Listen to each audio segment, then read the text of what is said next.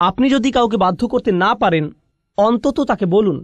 এখন ব্যাপার হচ্ছে, একজন সৎ মানুষ, একজন সাহসী মানুষ শুধু নিজে সেই কাজ থেকে বিরত থেকেই ক্ষান্ত হয় না, তারা কি করে? তারা এটা নিয়ে কথা বলে। আর কাফিররাও এটা করে, অমুসলিমরাও এটা করে, মুশরিকরাও এটা করে। এদেরকেও হয়তো বিশ্বাস করে যে প্রাণীদের হত্যা করা উচিত নয় ইত্যাদি। তারা শুধু নিরামিষাশী হয় না, তারা কি হয়? প্রাণী অধিকার সংরক্ষক। তারা জনসম্মুখে তাদের দাবি জানায়।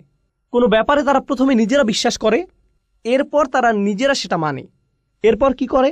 তারা জনসম্মুখে এর দাবি জানায়। এমনকি এর জন্য তারা মার খায় কিংবা হয়তো নির্যাতনের শিকার হয়। এরা কিন্তু মুসলিম নয়। যারা এমন কিছু করার সিদ্ধান্ত নিয়েছে, সবার জন্য একই প্রক্রিয়া। এগুলো কোথা থেকে এসেছে? এগুলো সবই তাদের বিশ্বাস থেকে এসেছে। তাদের বিশ্বাস খুবই শক্তিশালী হয়ে থাকে, এতটাই যে তাদের আচরণ এতে বদলে যায়। শুধু আচরণই বদলে ক্ষান্ত হয় না, এমনকি তারা এটা নিয়ে কথাও বলে। আর যখন তারা এটা নিয়ে কথা বলে, নানান সমস্যায় পড়ে, তারা ধৈর্য ধরে, মনে প্রাণে ধৈর্য ধরে। তারা লেগে থাকে, যাই হোক না কেন আমরা এটা আদায় করবই। সুতরাং এই পুরো প্রক্রিয়াটা শুরু হয় বিশ্বাস থেকে। এখানে বলে রাখি, শুধু ইসলামেই এমন হয় না, বরং যে কোনো আদর্শের ক্ষেত্রে এটা প্রযোজ্য। কমিউনিস্টরা এমন করেছিল, টিএনএম স্কোয়ারের ছাত্ররা এমন করেছিল, ইরানিরা এমন করেছিল। যখন তারা শাহদের বিপক্ষে জিতেছিল, তারা প্রথমে বিশ্বাস করেছে, তারা নিজেদের পরিবর্তন করেছে, তারপর তারা এর পক্ষে দাঁড়িয়েছে, এটা নিয়ে কথা বলেছে। যখন কোনো সমস্যায় পড়েছে, তারা ধৈর্য ধরেছে।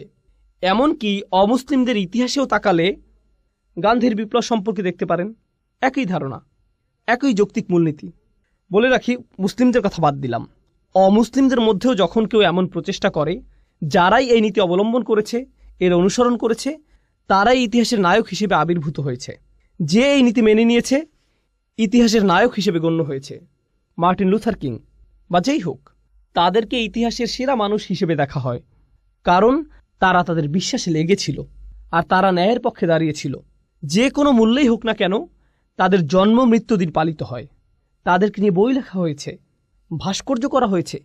এসবই করা হয়েছে কারণ তারা যে দেশ বা সংস্কৃতি থেকে আসুক না কেন, এটা হলো সততার প্রতি মানুষের সম্মান। কিন্তু ভাবুন, আপনি কোনো কিছুর জন্য লড়াই করছেন যা মূলত পরিপূর্ণ নয়। ইতিহাসের মহান মানুষেরা এর জন্য লড়াই করেছেন, তাদের চেষ্টা সংগ্রাম অনুসরণীয়। তারা এই লড়াইয়ে তাদের জীবন দিয়েছেন, যা হয়তো সত্যের পক্ষে, কিন্তু এটা কেবল সত্যের একটা ক্ষুদ্র অংশ, এটা পরিপূর্ণ নয়। কিন্তু আল্লাহ আমাদেরকে সত্যের পুরোটাই দিয়েছেন। তাহলে তারা যদি সত্যের ক্ষুদ্র একটা অংশের জন্য এতটা ত্যাগ করতে পারেন, আপনি কি এই সকল মানবাধিকার কর্মীর সাথে একজন মুসলিমের তুলনা করতে পারেন? একজন মুসলিমের কতটা ত্যাগের জন্য প্রস্তুত থাকা উচিত? আর তারা যদি নিজেকে পরিবর্তনে এতটা সচেষ্ট হয়, তাহলে একজন মুসলিমের নিজেকে পরিবর্তনে কতটা সচেষ্ট হওয়া উচিত?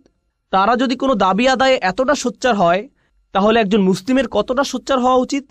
তারা যদি কোনো একটা অন্যায়ের বিরুদ্ধে এতটা প্রতিবাদ জানাতে পারে, একই সাথে তাদের বিশ্বাসে একাগ্র থেকে সত্যের পক্ষে দাঁড়াতে পারে, কথা বলতে পারে, তা যে কোনো মূল্যেই হোক না কেন, আল্লাহর জন্য একজন মুসলিমের তার চেয়ে কতটা বেশি সোচ্চার হওয়া উচিত? কাফিরদের মধ্যেও ঈমানের গুণ থাকতে পারে, তারা সবরের ক্ষেত্রে এতটাই দৃঢ় হয়ে দাঁড়াতে পারে, এমনকি একজন মুসলিমের চেয়েও। এজন্য সূরা আল ইমরানের শেষে আল্লাহ বলছেন, ইয়া আইয়ুহাল্লাযীনা আমানু ওয়াসবিরু ওয়াসাবিরু ওয়ারাবিতু ওয়াত্তাকুল্লাহ। তোমরা যারা বিশ্বাস স্থাপন করেছ, যারা নিজেদেরকে ধৈর্যশীল বলে দাবি করো, তোমরা ধৈর্যে প্রতিযোগিতা করো। অর্থাৎ আপনার শত্রুদের মধ্যেও সবর আছে, তাদের বিশ্বাস আছে, তারা সেই অনুযায়ী কাজ করে। আর এটা যত কঠিনই হোক না কেন, আমাদের ধৈর্য ধরতে হবে, আমাদের সামনে এগিয়ে যেতে হবে। আপনাকে তাদের সাথে সবরের প্রতিযোগিতায় নামতে হবে এবং প্রতিনিয়ত এটা চালিয়ে যেতে হবে। ওয়ারাবিতু ওয়াত্তাকুল্লাহ। আর আপনার এমন কিছু আছে যা তাদের নেই। আপনার তাকওয়া আপনাকে শক্তি দেবে, তাদের তাকওয়া নেই, এটা তাদের শক্তি যোগাবে না। আপনি সবরের এই প্রতিযোগিতায় তাদেরকে হারাতে পারবেন। সুবহানাল্লাহ। তাহলে তাফসিরে যাওয়ার আগে এটাই ছিল এই সূরার সারাংশ। এখন ইনশাআল্লাহ তাআলা শুরু করতে পারি। আমরা প্রথমে ওয়াল আসর আয়াতটি নিয়ে শুরু করব। আমরা ইতিমধ্যে শপথ ও তার মাহাত্ম্য নিয়ে আলোচনা করেছি। তাহলে আমরা কিছু সাহাবী এবং সালাফদের মন্তব্য পড়তে চাই। আমরা ইবনে আব্বাস রাদিয়াল্লাহু তাআলা আনহুর মন্তব্য দিয়ে শুরু করব। তিনি বলেন, এটা যুগের প্রতি ইঙ্গিত করে, অর্থাৎ বিভিন্ন জাতির সময়কালকে এবং বিভিন্ন যুগ ও শতাব্দীর প্রতি, যা মানবজাতি পার করে এসেছে। অন্যভাবে বললে, যখন আমরা বলি মানুষ ক্ষতির মধ্যে থাকার প্রমাণ হিসেবে আল্লাহ মানবজাতির সমগ্র ইতিহাসকে দাঁড় করিয়েছেন, এমনকি আজ পর্যন্ত এটাই ইবনে আব্বাস রাদিয়াল্লাহু তাআলা আনহু এক কথায় বলেছেন। ইবনু কিসান বলেছেন, আসর বলতে দিন ও রাত্রিকে বোঝানো হয়েছে। অন্যভাবে বললে মানুষের রাত ও দিনের মধ্যে পার্থক্য অনুধাবন করে বোঝা উচিত যে সে ক্ষতির মধ্যে আছে। একজন মুসলিম যখন রাতের আধার দেখে এবং যখন সে দিনের আলো দেখে, সুবহানাল্লাহ। সুতরাং এটা বলা খুব সহজ যে দেখুন তারা কি বলছে, কিন্তু যখন তারা এটা বলছে এর অর্থ আসলে কি? কুরআন পড়ে আমরা কি বুঝলাম, আর দিন বা রাতকে আমরা কিভাবে দেখি, আর কিভাবে আমরা সময়কে দেখি, এগুলো প্রবাহমান বিষয়। মাঝে মাঝে আমরা সালাফদের বিভিন্ন তাফসির দেখি এক শব্দ বা দুই শব্দ, পুরো আয়াতের তাফসির মাত্র একটা শব্দ, কিন্তু আপনি যদি সেই শব্দটি নিয়ে চিন্তা করেন আপনি বুঝতে পারবেন এই মানুষগুলো কতটা গভীর জ্ঞানের অধিকারী ছিলেন। তারা খুব অল্প কথায় অনেক কিছু বলে গিয়েছেন। এটা আমরা বললে অনেক কথার প্রয়োজন হয়, কিন্তু তারা খুব অল্প কথায় অনেক কিছু বলেছেন। তাদের ভাষা ছিল অলঙ্কারপূর্ণ। এরপর একইভাবে হাসান আল বসরি বলেছেন, এটা দিনের শেষাংশ থেকে সূর্যাস্ত পর্যন্ত সময়কে বোঝানো হয়েছে।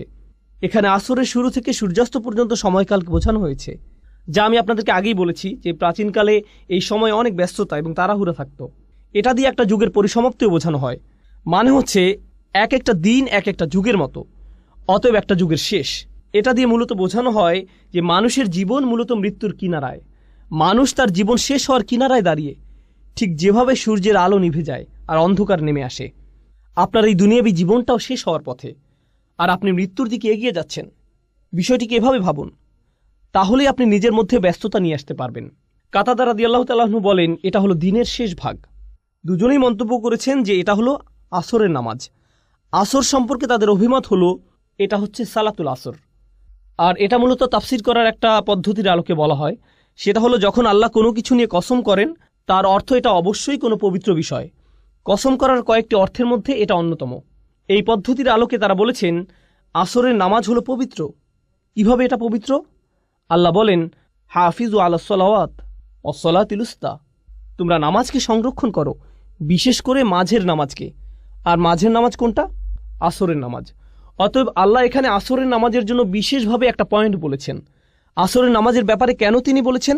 কারণ সেই সমাজের সাথে মিলিয়ে বলেছেন। সেই সমাজে কখন তারা সবচেয়ে বেশি ব্যস্ত থাকতো? আসরের সময়। তখনই মিটিং হতো, আসল কাজটা তখনই করা হতো।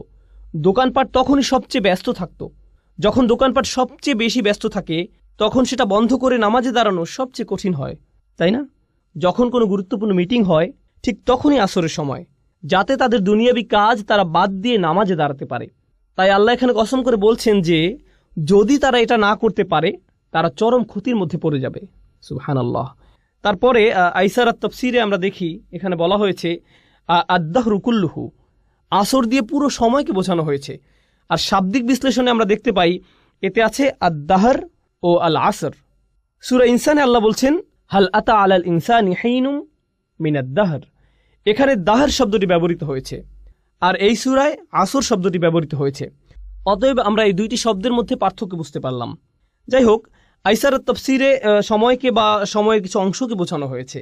এখানে সময়ের অংশ বলার কারণে কিছু কিছু মুফাসসির বলছেন আসর বলতে এখানে নবীজি সাল্লাল্লাহু আলাইহি সাল্লামের জীবনকালকে বোঝানো হয়েছে। তারা একে এভাবে ব্যাখ্যা করেছেন, কারণ কোরআনের অন্যান্য জায়গায়